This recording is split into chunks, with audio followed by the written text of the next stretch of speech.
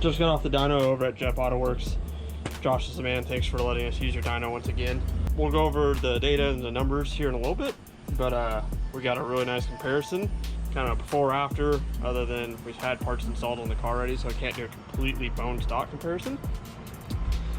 But yeah, it's pretty much what I figured as far as gains and losses between pump gas and E85 and stuff like that. So I'm gonna finish loading up here and we are gonna get back on the road. I have some parts waiting for us at home that you guys are gonna like. Time to turn this thing up. See you guys there. All right, so we are back home from dynoing the car. I wanna go over the numbers a little bit before everyone gets their feelings upset or hurt, whatever. The baseline run was on the factory OEM Polaris tune. Now, I limited on time here, so it had clutching in it, it had an intake tube, a blow-off valve, a charge tube, spark plugs, an air filter, and the wastegate mod done. So naturally it's gonna make more power and exhaust, of course. But anyways, it's naturally gonna make more power than a stock car, obviously, even though it's on an OEM ECU tune. So the changes in power here between the tunes, especially from the stock file to the 91 file, is going to be not as great as you would see, let's just say, on Mike's website. Now, again, that stock tune or stock run on Mike's website is a completely stock car.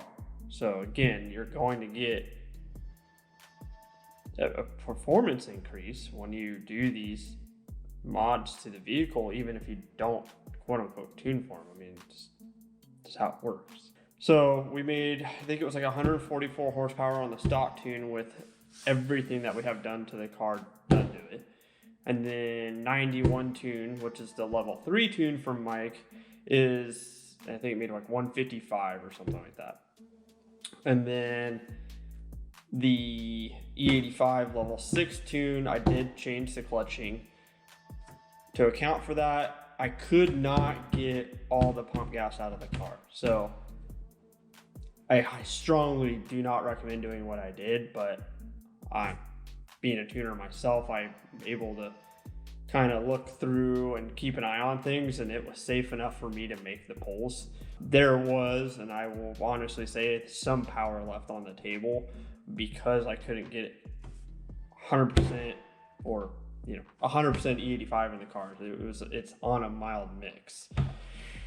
So I know I left some power on the table as far as numbers go. Whatever. This was more or less just done because we have a whole pile of parts sitting here from Mike and some new stuff that just hit the market that a lot of others do not have. And I am pretty excited about it. So I wanted to get the car dyno just so we could do some comparisons. Every dyno is different. Every car is different. All it is a tuning tool and measuring gains and losses. So, not to bore you on all that, let's get into these parts. Okay, so newly released launch control system for the Turbo S, turbo vehicles, RZRs, whatever. We've all been asking for it, we've all been begging for it, and I am lucky enough to have one of the first launch control units for our car. And I am pretty dang excited about installing this. So, this does come preset from Mike, given whatever selection you picked on the website for your launch control RPM. For testing purposes and video purpose here, I am going to be, well, I have it set at 2000 because it's about the limit of the standard clutching that comes from Mike. So not going into a ton of clutching changes, we're gonna test to 2000 just for you guys, because I'm sure 90% of users are going to be going this route or wanting to keep the clutching they have in the vehicle already. If you haven't done clutching on the car, they have other launch control options. If you already have launch or already have clutching in the car and you want more aggressive launch control, you're gonna have to make some clutch changes. Now, Mike was nice enough to send me some other stuff to be able to run a higher launch control limit, I am capable of changing the RPM set in this box from my experience in this realm of things. So we will test the other stuff later on, but for right now, we will be testing the 2000 RPM launch control setup because I have a feeling that it's going to be probably what 90% of you guys end up using. So let's get into the goodies. So when you open the box, you're going to have the Dyno LCM launch control module. Per usual with DynoJet, it's a very nice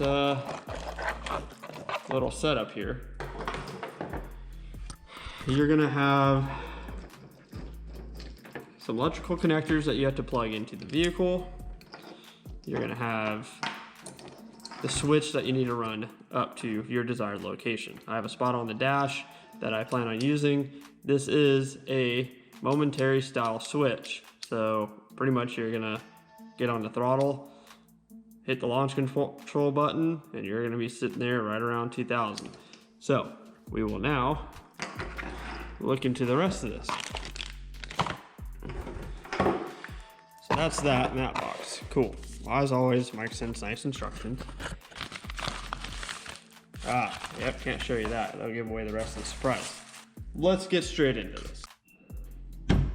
I've been waiting for this for quite some time, and I've wanted one of these since our last turbo car we did. I just want to say thank you to Mike and the whole team over at A&A for everything they're doing for not only all of us as a community, but for us over here, because he took very good care of us on this, and I don't have words to describe how thankful I am. I am very, very excited to see what we can do with one of these on a 4-seat car. We killed it last year with an E85 stock turbo car. Paired with this,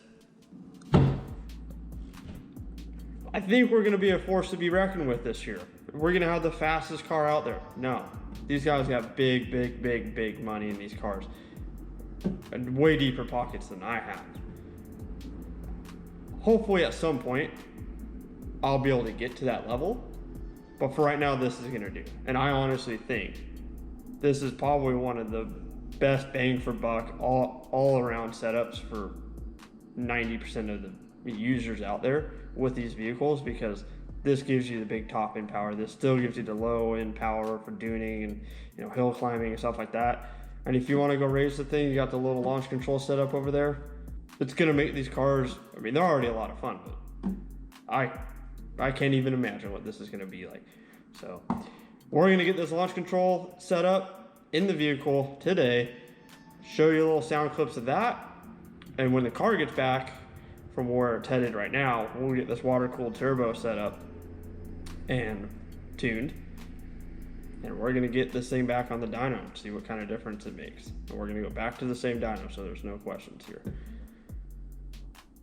Let's go get this launch control system installed.